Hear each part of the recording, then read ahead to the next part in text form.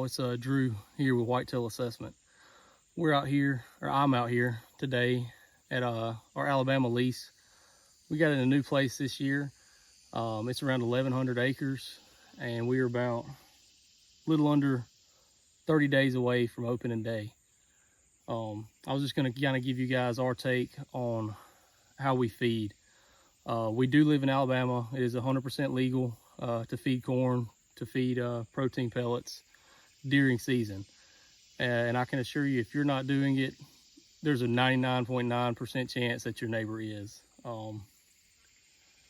We don't typically feed deer in the hopes of shooting deer over the bait, especially on a new lease. Our philosophy is just kind of cast a wide net. We came out here a couple months ago and put out 7 or 8 cameras, and with a bag of corn just scattered in front of each one, just to kind of take an inventory of what we got, some of the age structure on the bucks, and just get an idea on the number of does that we had. And from that information that we've gotten, we've decided to put a couple feeders on some of the areas that we have some of our older class bucks, or bucks that we might be interested in pursuing this year. We're trying out a new feeder this year. That one's made by Moultrie.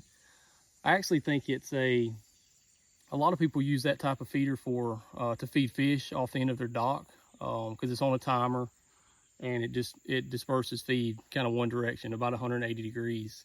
I like them so far. They hold about 100 pounds, really easy to get in and out of places, and to move them if you need to. I talked about, we don't typically set up these areas in order with hopes to shoot a deer over this bait, because in our experience, a lot of your older class bucks, they're not, you may get a couple pictures of those things at these bait stations, but it's going to be 9 times out of 10, it's going to be at night. I think Blake and I both feel like, unless a deer is basically from birth, his whole life, unless he's been around feeders, they're going to be very wary of these things. This was our first year on this lease, so this feeder is not put here in hopes of shooting a buck off of this right here at this stand.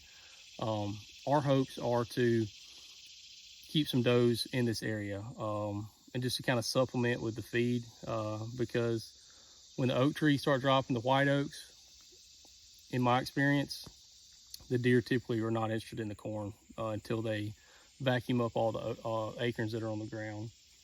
Our hopes is to get pictures of a decent buck here, which we have, add the feeder, keep some does interested in the area. That way, when prime time happens, we can sit down and look at the topography, look at the maps, look at fine bedding where we think he might be bedding, and we'll set up accordingly and kind of intercept him in between bedding and kind of downwind of these bait stations, checking these does when the time's right.